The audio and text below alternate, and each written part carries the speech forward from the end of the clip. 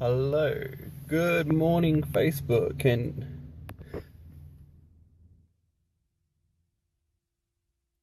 good morning, Facebook. Hope you are all doing well.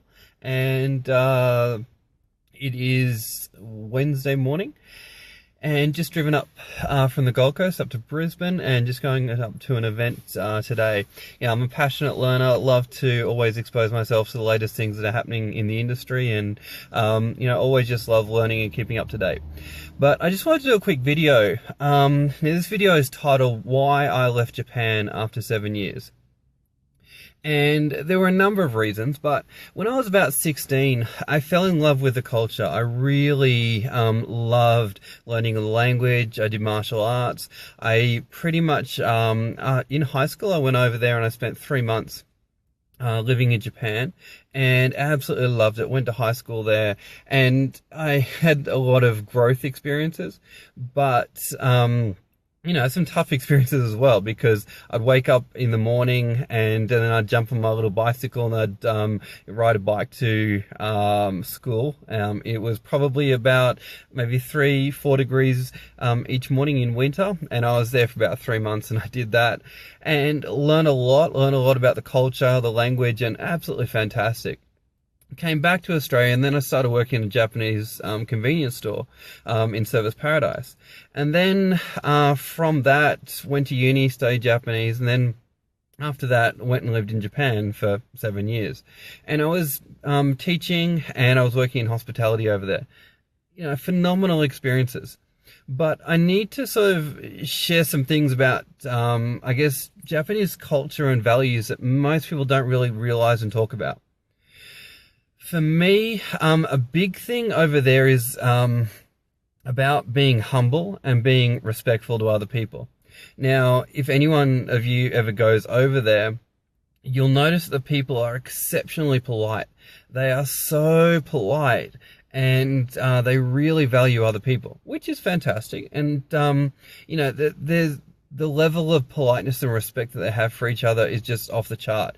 A story like, I went in to buy a book at a bookstore one time, and they over there, whenever you buy anything, they always gift wrap it. It's just assumed that it's just the right thing to do. They always gift wrap it for you. And I went to a bookstore, bought the book, but this clerk was deeply apologetic that she only had blue ribbon. She had no other color but blue ribbon. And she was always apologizing to me, saying, "I'm so sorry, so sorry." I'm like, "It's okay. I'm okay with pink ribbon. That's fine." And so for them, it's really, really important how they treat other people, and letting other people down is also another big part of their culture as well. They hate to do that.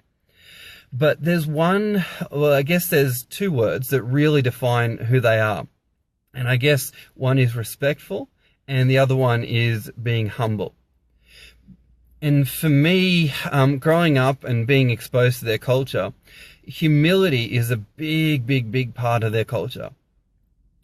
Now, I don't know if anyone can relate, but part of humility for them is actually putting themselves down and elevating the other person. And this is really pervasive across their culture. So let me give you a quick example. So if someone compliments you in Japan and says, "Wow, your Japanese is really good," the greeting or the phrase that you must use when you reply to that is, "No, no, no, no, no, my Japanese isn't very good at all. It's no big deal." Okay. So they are pretty much programmed that if you get a compliment, you dismiss it immediately. All right. And it would sound like, "Nihongo ga jouzu desu ne." And you have to say, "Yeah, sonna koto nai desu yo." It's just, that's the way they operate. So they are constantly programmed to downplay themselves, downplay any acknowledgement that they get. And one of the things I noticed after being there for 7 years is I saw a lot of empty people. I saw a lot of people that, out of programming, they push themselves down so much. And when I was teaching over there, I saw so many unhappy people, because they always put company first, they always put society first, they always put their family first, but they always put themselves last. And it got depressing after a while, to be honest.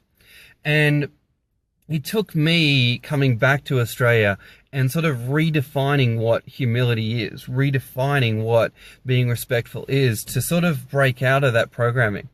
But to be honest, I myself still suffer that self-deprecation programming a little bit. So I really struggle if someone says, wow, you've achieved a lot. I really struggle to own that. And maybe some of you do as well.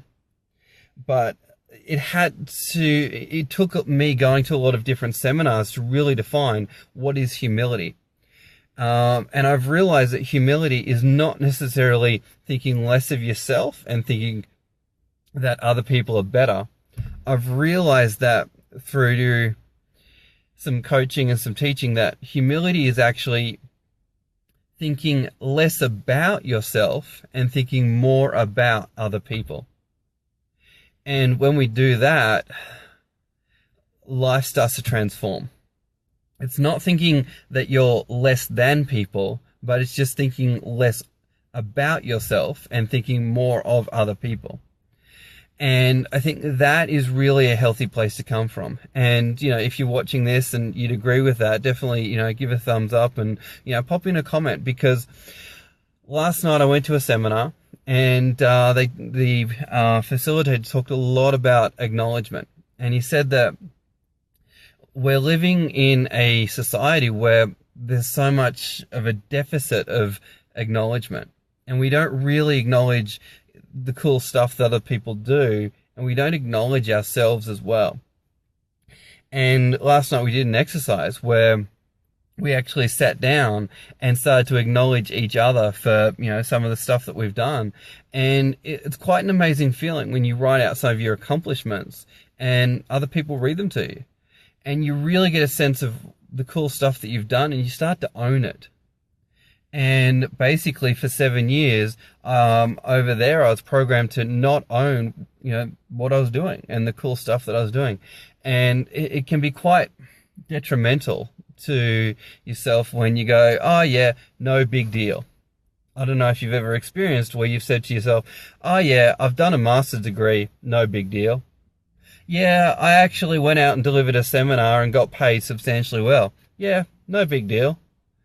I've actually started a business. Yeah, no big deal. I don't know if any of you can relate, where in your mind you just play that tape recorder of no big deal.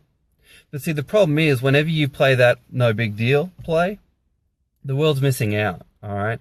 So I love Japan. I loved it to bits. The people are awesome, and I still speak Japanese really well. But I have to catch myself when I play that tape of it's no big deal. And I really encourage all of you as well to start to get aware of when are you playing that it's no big deal. And start to get aware of that, because unless you stop that tape, life doesn't change. And humility is certainly about being respectful of others and thinking about others, but don't fall into the trap of putting yourself down, because no matter who you are, what you've done some pretty cool stuff. Let me just say that. All right, so thanks very much for watching. I hope you got something out of it. And if you did, definitely put in a comment, share this video, tag anyone you want. But, I'm never bagging Japan. Loved it to bits. And, definitely go back for holidays many, many, many, many, many more times in my life. But, you've got to choose what parts of a culture that really resonate with you. But, growth is something that we all go through, and sometimes we need to redefine who we are and what aspects that we want to take on from different cultures out there. So thanks for watching. Please definitely tag, comment, and I'd love you guys to share this message around. Thanks very much for watching. Have an awesome day.